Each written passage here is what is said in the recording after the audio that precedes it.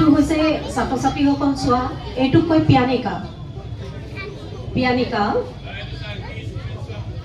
বজোৱাৰ অভ্যাস একেবাৰে নাই মোৰ, এইটো মই প্ৰথম বজাবলৈ চেষ্টা কৰিছোঁ।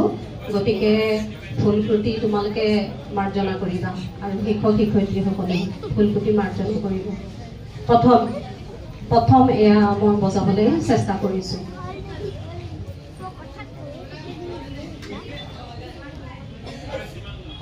ভূপেন্দ্ৰ সংগীত, খুব সুন্দৰ এটি সংগীত।